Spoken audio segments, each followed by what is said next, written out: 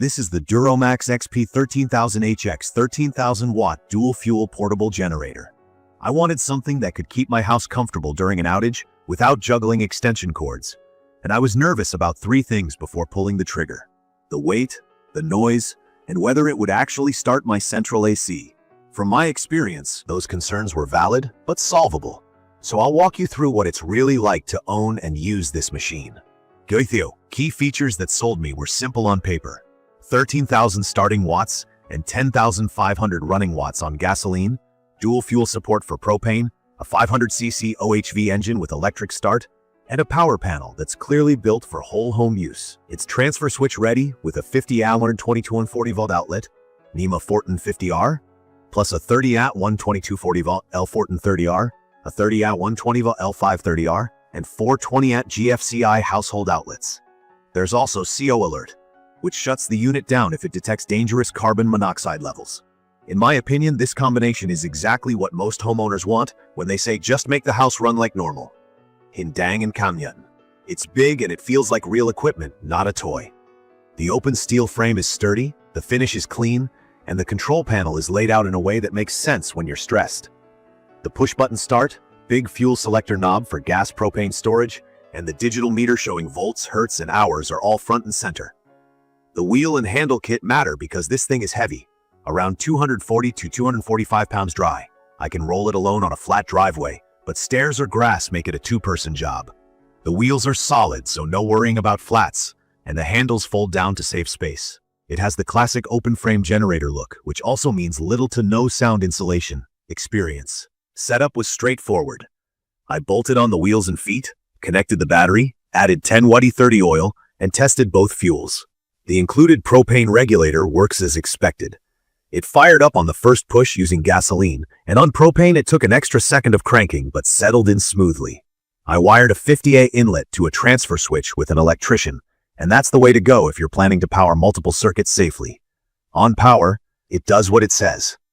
On gasoline, I ran my fridge, freezer, lights, Wi-Fi, a well pump, and then tested bigger loads through the panel. The generator didn't flinch. Where things get real is central AC. My system is a 4-ton unit and it did not like the inrush current at first. The generator surged and the breaker tripped once. I installed a soft start module on the AC condenser, and that changed everything. With soft start, the XP13000HX handled the AC plus typical household loads without drama. From my experience, if whole home comfort includes central air, plan on a soft start. It's cheap insurance and it makes this setup viable. Fuel use is what you'd expect from a 500cc engine that can push over 10K running watts. On gasoline, I saw roughly a gallon per hour, around 50% load, give or take. The tank is generous, and with conservative use, I got a full day of intermittent operation without feeling like I was constantly refueling. On propane, the power drop is small in real-world use. I prefer propane for longer outages because it stores clean and doesn't gum the carb. Plus, I can keep a few 40-pound tanks safely. With a 40-pound tank, I got several hours at mid-load.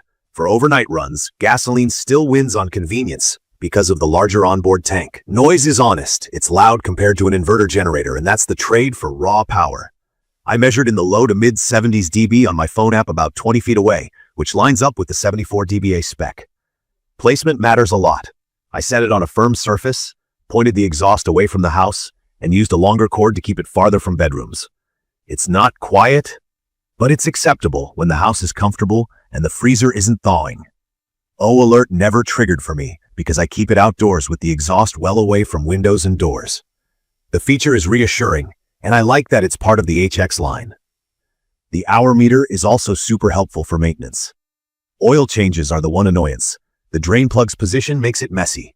I use a foil gutter to keep oil off the frame and it's fine, but I wish that area was designed better. On propane, I noticed the idle control doesn't kick down the RPM the way it does on gasoline.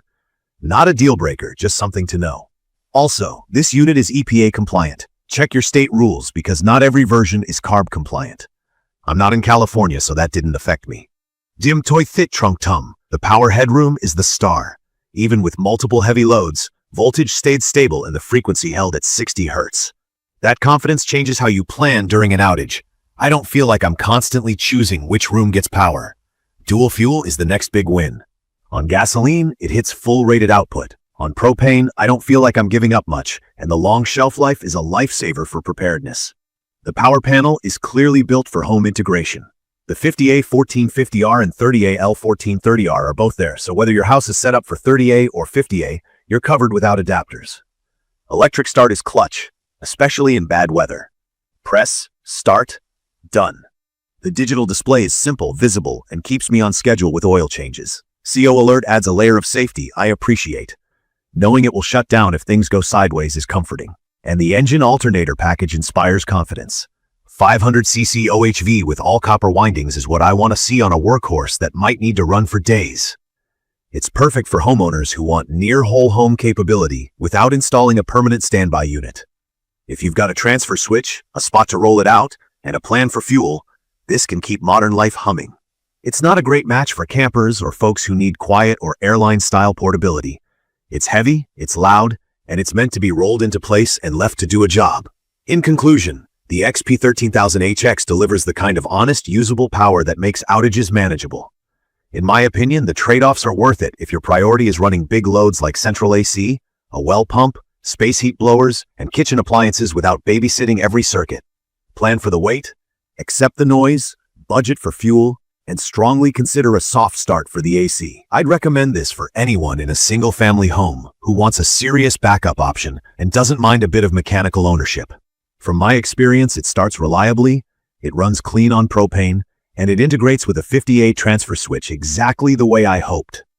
If you're sensitive to noise or you move gear often, look at a smaller inverter or a different setup. If you just want your house to feel normal when the grid goes dark, this checks the key boxes. If you found this video helpful, subscribe for more real-world gear reviews, and leave your questions or your own experience with the XP13000HX in the comments. Thank you for watching.